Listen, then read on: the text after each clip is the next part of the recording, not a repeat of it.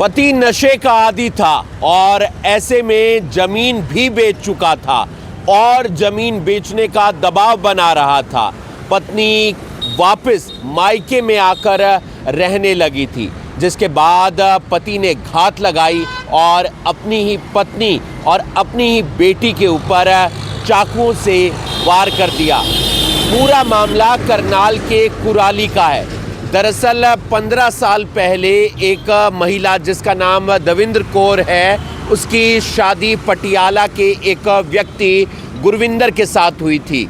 गुरविंदर नशे का आदी था, शराब पीने के साथ साथ इंजेक्शन वगैरह का भी नशा करता था और जो ज़मीन थी तकरीबन 5-5.5 एकड़, उसमें से 4 एकड़ ज़मीन बेच चुका था नशे के कारण और बाकी जो ज़मीन थी तकरीबन 1 एकड़ 1.5 एकड़ के आसपास, उसे भी बेचने का दबाव अपनी पत्नी के ऊपर बनाने लगा था। जिसके बाद पत्नी वापस मायके में आकर रहने लगी थी और जब पत्नी मायके में अपनी बेटी के साथ आकर रहने लगी तो उसके बाद पति को गुस्सा आ जाता है, यानी कि गुरविंदर को। और गुरविंदर जो रंबा नहर ब्रांच है उसके पास घात लगाकर बैठ जाता है। पत्नी एक संस्था के स्कूल में पढ़ाती थी, बच्ची भी वहीं पढ़ती थी और दोनों वापस आ रहे थे। और जब वापस आ रहे थे तो पति ने पत्नी के ऊपर चाकुओं से हमला बोल दिया और हमला ना सिर्फ हाथ पर बोला बल्कि गर्दन, मुंह, पेट, कई जगह वार किया और अपनी बेटी जो उसकी 8 साल की बच्ची है उसकी भी पीठ पर वार करता है और उन्हें जान से मारने की धमकी देता है। दोनों चिल्लाती हैं और उसके बाद आसपास के लोग गुरविंदर को पकड़ लेते हैं और पुलिस के हवाले कर देते हैं।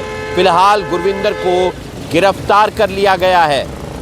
परसों हमें एक कंप्लेंट मिली थी। दविंदर कौर कुराली गांव की रहने वाली है और पंजाब में शादीशुदा है। तो वो पिछले करीब 2-3 साल से वो अपने मायके में ही रह रही है और यहीं एक प्राइवेट स्कूल में काम करती है। तो स्कूल से वो घर वापस जा रही थी तो उसका जो पति है वो ज़मीन को लेकर उनका विवाद है, तो उसने उनको रास्ते में रोका और उनके साथ मारपिटाई करी। किस लिए? नशे का आदी वगैरह है? हाँ, उसमें जो दविंदर कौर ने बताया कि उसका जो पति है वो नशे का आदी है, जिसमें उनके पास 5.5 एकड़ ज़मीन थी और उसमें से वो 4 एकड़ ज़मीन को बेच चुका है और अभी 1.5 एकड़ बकाया है, तो वो उसको भी बेचने की उसमें फिराक में है। तो कैसे हमला किया? उसकी बेटी भी साथ थी, उस पर भी हमला? हाँ, वो स्कूल से जैसे वापस जा रहे थे तो स्कूटी पे थे, तो उसका पति उसको रास्ते में मिल गया, तो रास्ते में रोक के उसने उसके साथ मारपिटाई करी और उसके बाद वो वहाँ से फरार हो गया। बेटी के साथ भी बेटी के साथ भी मारपिटाई करी।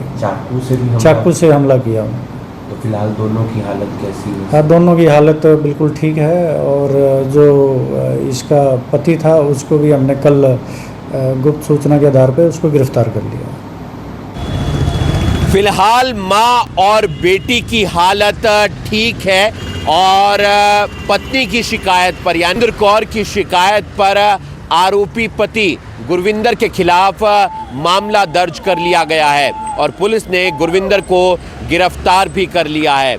इस तरह से नशे की लत में घुसकर, नशे की लत डालकर परिवार को उसने ख़त्म करने का प्रयास किया, अपनी पत्नी को भी और अपनी बेटी को भी। गनीमत ये रही कि वहाँ पर आसपास लोग थे और उन्होंने अपनी बेटी, यानी कि जो वो बेटी थी 8 साल की, उसकी जान बचाई और जो माँ थी दविंद्र कौर, उसकी भी जान बचाई।